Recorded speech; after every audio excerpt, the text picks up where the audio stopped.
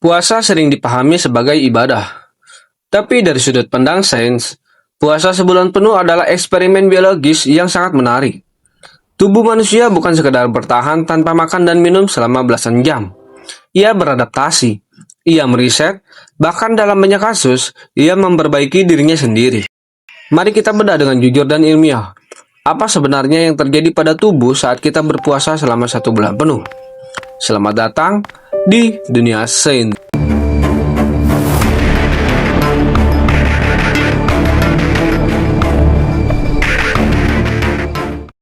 Dalam kondisi normal, tubuh kita hidup dalam mode makan. Gula dari makanan diubah menjadi glukosa, lalu dipakai sebagai energi. Sisanya disimpan sebagai lemak. Ketika kita puasa 12-14 jam, cadangan glukosa alias glikogen mulai habis. Tubuh tidak panik, ia cerdas. Ia beralih ke mode pembakaran lemak. Proses ini disebut metabolic switching. Lemak dipecah menjadi asam lemak dan keton. Keton ini bukan limbah. Ia adalah bahan bakar alternatif untuk otak dan tubuh. Bahkan beberapa penelitian menunjukkan bahwa keton dapat meningkatkan kejernihan mental. Itulah kenapa sebagian orang merasa lebih fokus saat puasa. Bukan sugesti, itu biokimia. Masalah besar manusia modern adalah resistensi insulin. Terlalu sering makan, terlalu banyak gula, terlalu sedikit jeda. Akibatnya, sel tubuh menjadi tuli terhadap insulin. Gula darah naik, risiko diabetes meningkat. Puasa memberi waktu istirahat pada sistem insulin. Kadar insulin turun drastis saat tidak ada asupan makanan.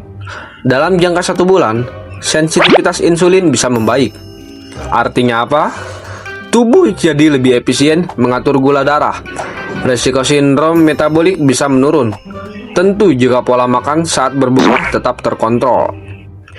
Puasa bukan sihir, tapi ia memberi kesempatan tubuh memperbaiki sistem yang rusak akibat pola makan berlebih. Ini bagian yang sering disebut riset seluler.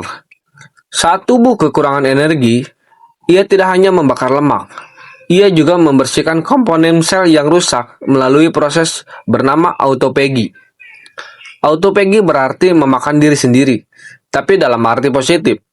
Sel menghancurkan bagian yang rusak, lalu mendaur ulangnya menjadi komponen baru.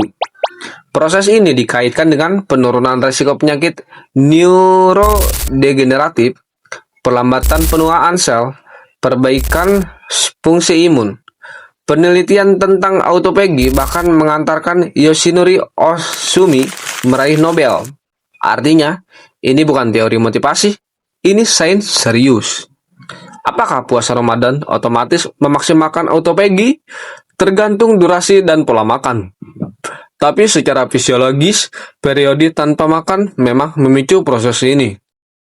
Puasa mempengaruhi banyak hormon, salah satunya insulin turun. Lalu glukagon naik, yaitu membantu pelepasan energi. Lalu hormon pertumbuhan meningkat. Hormon pertumbuhan berperan dalam perbaikan jaringan dan pembakaran lemak. Beberapa studi menunjukkan kadar GH bisa meningkat signifikan saat puasa. GH itu hormon pertumbuhan.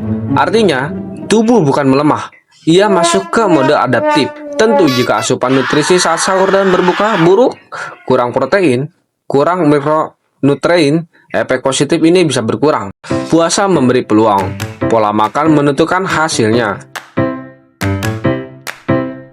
Sampai jumpa dan terima kasih sudah menonton.